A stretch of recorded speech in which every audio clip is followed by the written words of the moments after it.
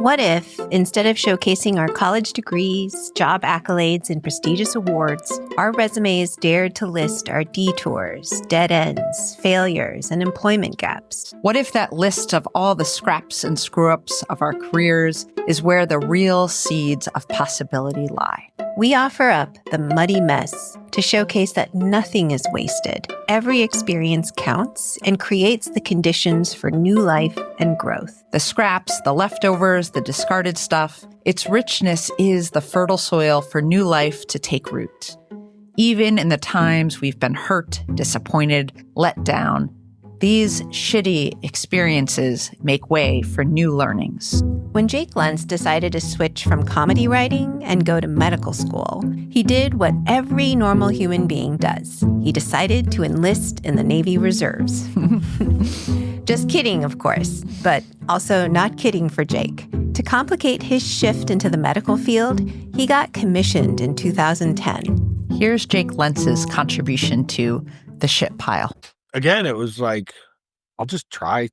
It was like, I'll try this and see how I like it. And, I think when people have asked me about different things in the past, I'm like, you have to understand that Hollywood is in many ways like a great preparation for other stuff because you fail so much. So much of it is just, you just fail. Yeah. Like you go to a meeting, you don't get hired, like you never get hired. They never buy the pitch. It's just, you just get used to like things not working out. So I think you can interpret that however you want. But for me, it was just like, I'll just try and see what happens. So I applied for it. I got commissioned. I there's like 2 years of like initial like training, like in different formats, and like I had to go to like these bunch of classes. So I was like doing that during medical school like an idiot. So then I went to medical school and I was like still doing that. I was like, should I just like not do this? Yeah.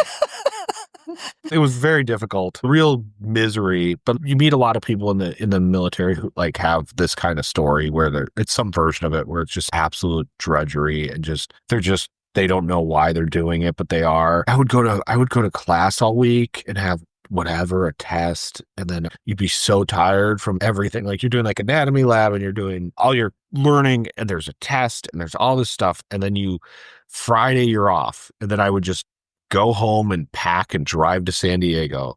And think you just don't know better, and so you keep paddling. So I go to San Diego, and then I have to get up at 5 a.m. on Saturday and Sunday. And then Sunday late afternoon, you're sitting in traffic driving back from San Diego. And I was just like, good, I get to go to class tomorrow. And so I'd have these 12-day stretches where I just had no break. But also that's kind of good training, right? It's good prep for a lot of stuff. Your risk tolerance is super high. Yeah. Yeah, like it was good prep for like COVID and stuff like that. Like in some ways, because you're just like, you just have to keep going. Like just keep swimming, and don't, you could start thinking about it a lot and get down, or you could just, keep treading water and hope for the best. It was hard. Like that period was really hard. Like the medical school period was hard, making everything work and meeting all the trains and stuff. But yeah, so, and then at some point, you're kind of like, well, and I like the people, everything, like anything, it's really who you're dealing with. Right? Like, it's like people spending too much time trying to figure out where they're going to have dinner. It's like, who cares? It doesn't matter. It's the people. It's always the people. It's who you're eating with. Like, go to 7-Eleven and get a bag of potato chips. It's the people. That's all that matters. And like, so like, I think that people join the military for a million different reasons, but I like a lot of them.